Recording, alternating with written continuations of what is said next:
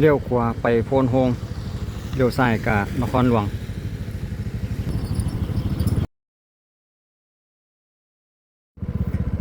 คลิปวิดีโอนี้กับป่าวีที่แดนลาวพี่น้องเอ้ย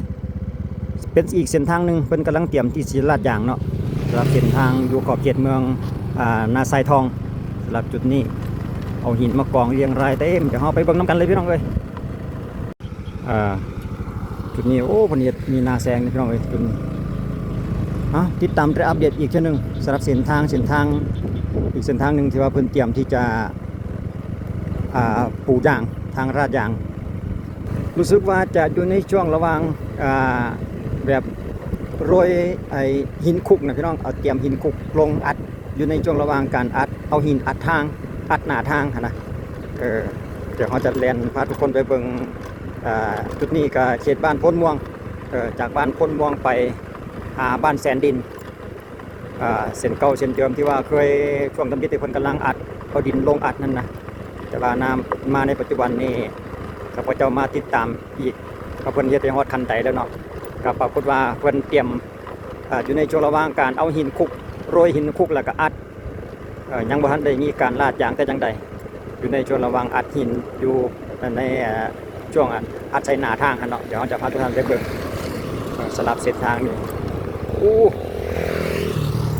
เวลารถใหญ่มานี่เรายังบ่เห็นเลยพี่น้องเอ้ย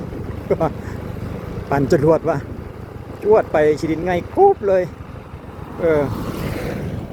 อดทนไปสักก่อนพี่น้องเอ้ยสำหรับบ้านไก่เงินเชียง เอาน้อยๆนี่กินหญ้าอยู่คนนาตัวนี้นี่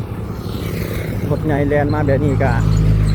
ผู้เลี้ยงค่อยๆซ่าๆนี่ก็ใครอยู่ดอกเดี๋ยวมันมีช่วงหนึ่งเขาจะพาทุกคนไปเบิ่งช่วงบ้านห้องงัวหรือว่าบ้านแสนดินเนาะเพิ่นกำลังเอาหินคุกอัดโรยหินคุกแล้วก็อัดเอาพุดอัดได้หลายสำใดอีกเส้นหนึ่งสำหรับจุดนี้เขตบ้านพ้นม่วงทางด้านหน้าเขาก็จะเป็นบ้านห้องงัวมีนาแซงหลายเขตนี่เขาในนาเพิ่นกำลังเคี้ยวเลยนาตีนบ้านนี่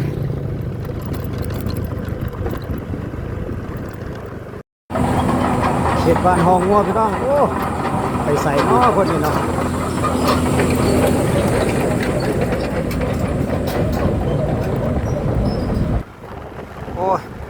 ก็สิมีแห้งหลายเติบอยู่ดอกอันนี้รถสเต็กมาหดน้ำให้แบบนี้นี่สุดยอดเลยพอหยิบให้มันไงเนี่ยขักไว้เดี๋ยวกินหลังเบิ่งก่อนแป๊บหนึ่ง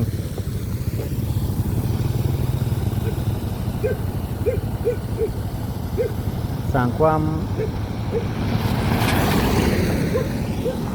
มชุ่มชื่นช่วยลดขี้ฝุ่นได้ไปหลายเติบเปิดหดน้ำก็คิดว่าแต่ละมื้อเนาะเพิ่นจะหดแบบนี้เศร้าแรงประมาณนั้นตอนนี้ก็ช่วงแรงคลายแรงแล้วเนาะเพิ่นก็หดน้ำให้เพื่อหลีกเลี่ยงขี้ฝุ่น ใส่บ้านใส่เงินนั่นล่ะวะเดี๋ยวเขาจะแล่นไปจนฮอดเขตบ้านแสนดินอีกทีนึงที่ว่าเพิ่นโรยหินคุกพันเนาะก็เห็นเท่ทละบาทคักเถอะว่า สลับ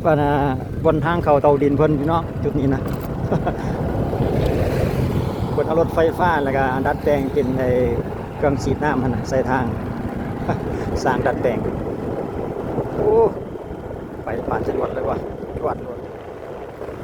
โอเคก่อนที่จะเข้าหาบ้านแสนดินพี่น้องกองหินเป็นแถวเลยคนก็เอาหินมาเตรียมที่จะอัดจนในบันนั้นเพิ่นก็เอารถมาเกตแล้วก็อัดหินอัดหินไปซะก่อนเป็นหินคุกนะเดี๋ยวจะมาเพิ่นก็จะเอามารถเกตแล้วบาดนี้เกตออกแล้วก็รถพดแล่นเหยียบพดน้ำไปน้ำเหยียบไปน้ำอัดลงไปให้มันแน่นทันละว่ายาวจัดเลยพี่น้องเอ้ยก่อนที่จะเข้าบ้านแสนดินเพิ่นเตรียมหินมาเป็นทีเรียบร้อยแล้ว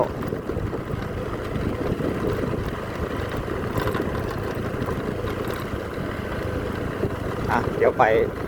เบิ่งก่อนว่าอยู่ในเขตบ้านแสนดินนั้นเป็นอัดไปจากส่วนใดส่วนหนึ่งบ่อีกทีหนึ่ง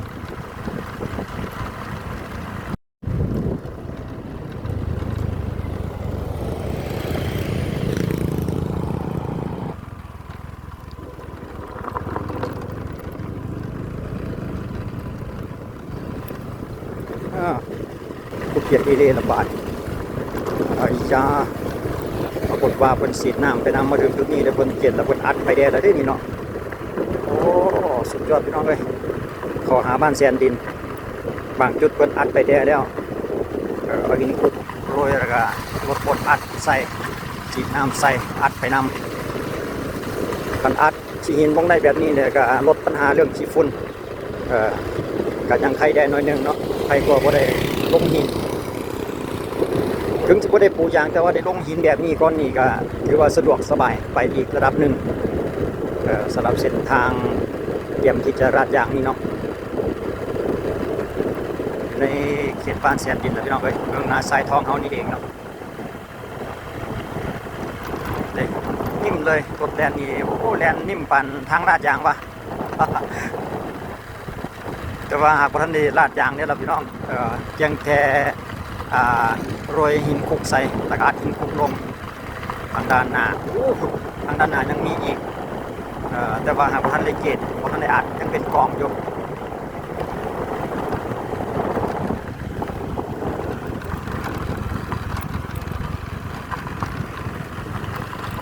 นี่โอ้คนเกตบ่ทันชุดใดที่ว่ารถหลีกกันบ่ได้เพิ่นก็แล่นขึ้นกองหินไปแล้วก็มี เพราะว่าเราสังเกตเห็นนั่นห้อยรถใหญ่ปีนขึ้นกองหินอยู่เนาะอาจจะมีช่วงที่ว่ารถใหญ่รถกว้างรถดำรถ10 ล้อแบบนี้นะเป็นคันใหญ่บ่รวมกันในเพิ่นก็อาจจะแล่นปีนขึ้นกองหินไปซะก่อนเพราะว่ารถเกตอาจจะบ่ทันนะเชิบมาถึงจุดนี้อาจไปคือกันพี่น้องแต่ว่าหากบ่ได้หดน้ำเถื่อ ยังไงอยู่แต่ว่าก็บ่ไงหลายเพราะเท่าใดเพราะว่าสังเกตเห็นก็มีหินคุกไปแสดงว่าอาจหินคุกลงไปแด่แล้วเนาะสำหรับจุดนี้นี่ก็ได้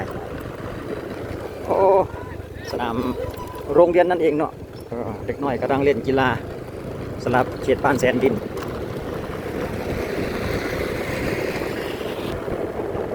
ว่าน่าจะตลอดยาวทั้งแถบเลยมั้งเขตบ้านแสนดินนี่แต่ว่าแผนการทางลาดยางเส้นนี้จะมาสิ้นสุดอยู่ที่บ้านแสนดินนี่ได้พี่น้องผมก็ได้ไปต่อทางใดทางหนึ่งอีกเนาะออกจากบ้านพ้นม่วงมาแล้วก็มาสุดอยู่ที่บ้านแสนดินเมืองนาทรายทองเขานี่เองในช่วงท้ายเดือนกุมภาพันธ์ปี2026ให้ทุกท่านได้ติดตามได้หับหูอีกทีนึงสำหรับการอัปเดตเส้นทางสำหรับคลิปของเขานี่ก็จะจบเพียงเท่านี้พี่น้องเอ้ยเพราะว่าจุดนี้ก็คือจุดสิ้นสุดของทางไปแล้วเนาะ